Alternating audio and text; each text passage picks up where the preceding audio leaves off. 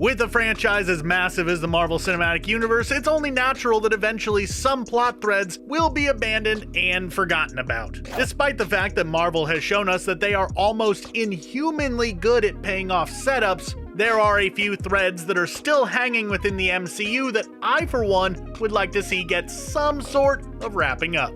In this video, I'm going to be exploring these leftover plot lines and ranking some of the ones I'd like to see wrapped up the most. From the sudden and unexplained disappearance of seemingly important characters to the off-screen destruction of entire planets getting hand-waved away, let's go ahead and dive right into it.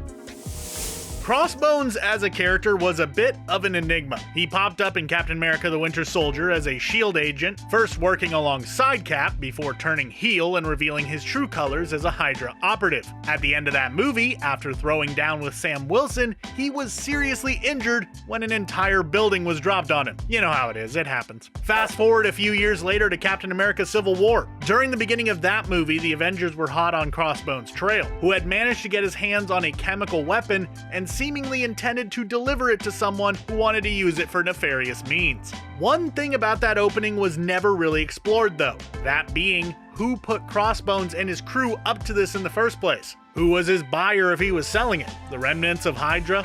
The 10 Rings maybe? With all the craziness with the Sokovia Accords and the Avengers Civil War, we never got an answer to that hanging thread. And given that it's been several years, even more so within the MCU itself, I'm kinda starting to think that we never will. Still though, it's sorta fun to speculate. If I had to venture a guess, I think the Hydra remnant idea is the most plausible. Using a chemical weapon does sound like something an organization desperately clinging to relevance would turn to eventually.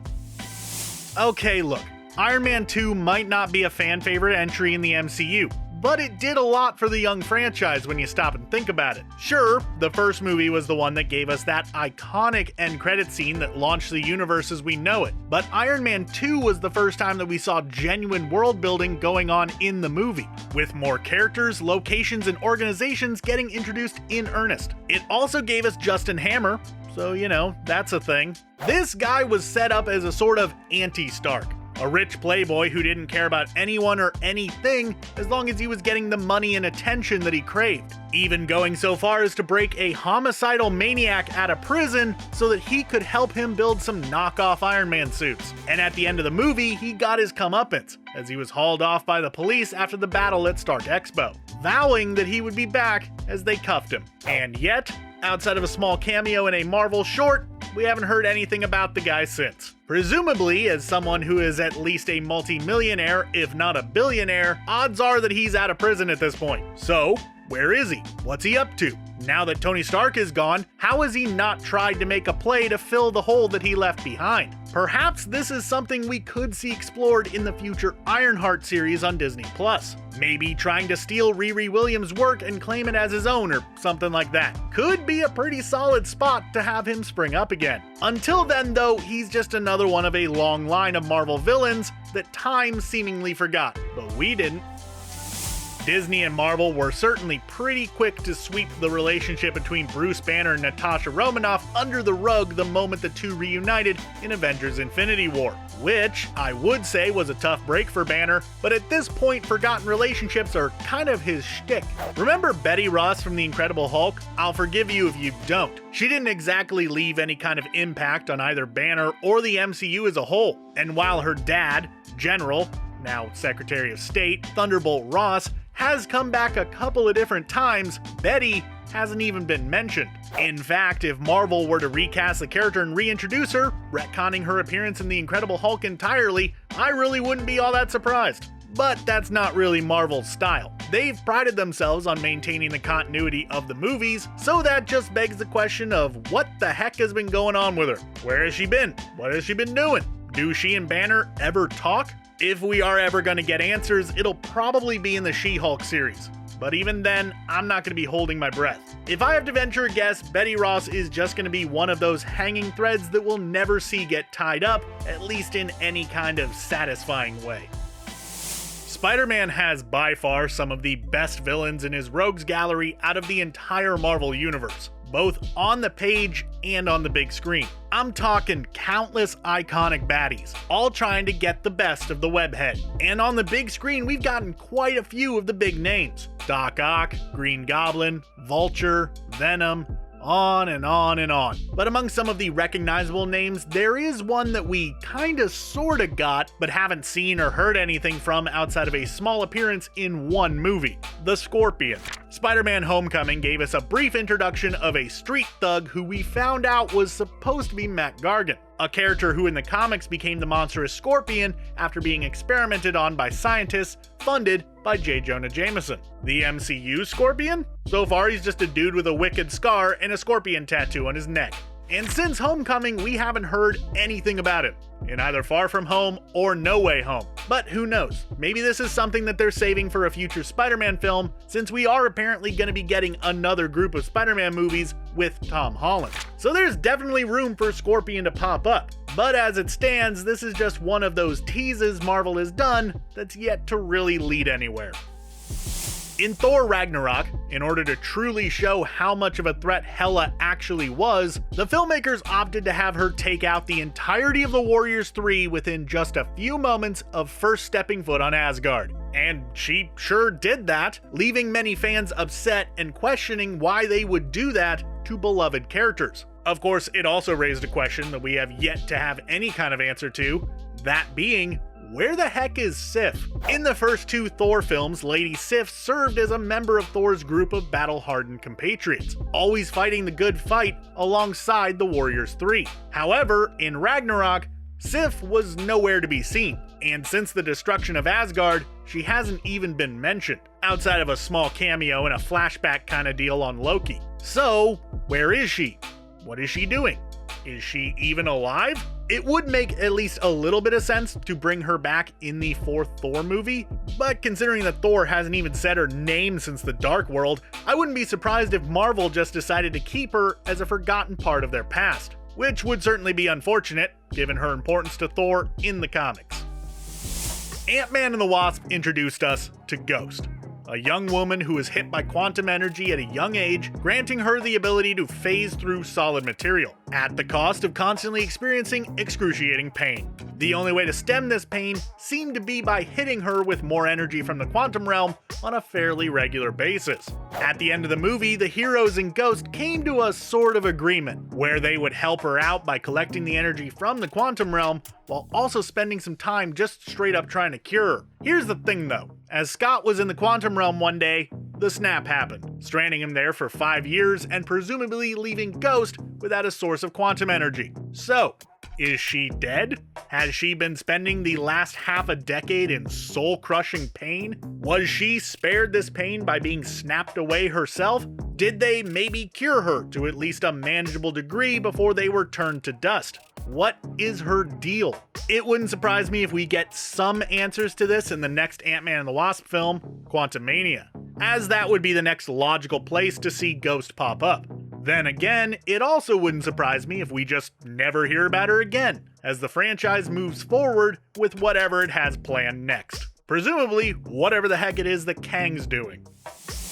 Avengers Infinity War's opening was powerful, showing us a decimated Asgardian refugee ship and the death of both Loki and Heimdall. It was a lot to take in. Among all of that, though, was the offhanded revelation that Thanos had somehow gotten hold of the Power Stone from the Nova Corps, which we learned later was achieved by absolutely annihilating the planet Xandar, which we had previously seen in Guardians of the Galaxy.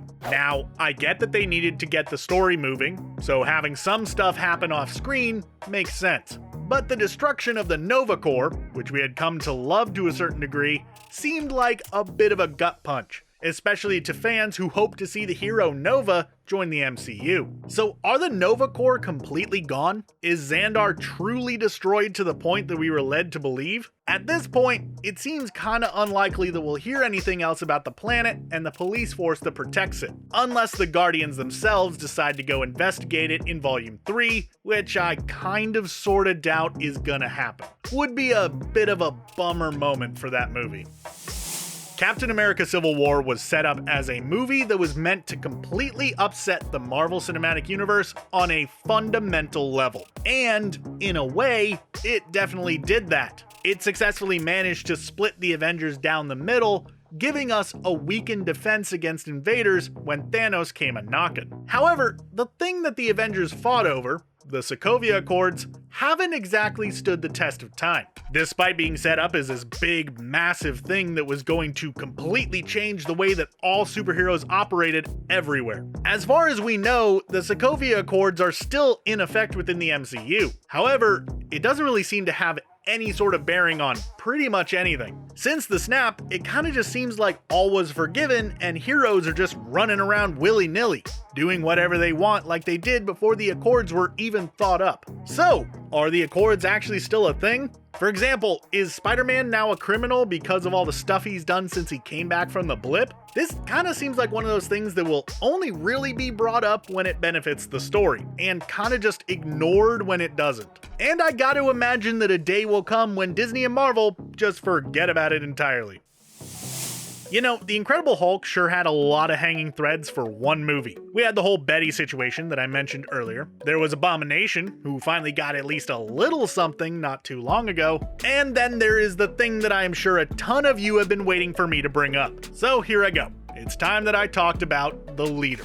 In the comics, Samuel Stearns, aka the Leader, was one of the Hulk's earliest foes, first appearing way back in 1964 in an issue of Tales to Astonish. As another gamma-irradiated being, he was a natural fit to serve as a villain for Old Jolly Green, and over the years he has proven that brains can indeed trounce brawn on several occasions. In the MCU, we got to see Samuel Stearns very briefly. In The Incredible Hulk, Stearns actually tried to help cure Banner of his affliction, before things naturally went sideways, leaving Stearns with a wicked-looking head wound into which a drop of Banner's radiated blood dropped. It was some pretty blatant setup for a future appearance of the Leader, which, as of the recording of this video, we've really yet to see come to fruition, on film at least. There was a tie-in comic that did see Black Widow cleaning things up in the wake of the events of that movie, which included her helping take Stearns into S.H.I.E.L.D. custody. The canonicity of that comic, though, is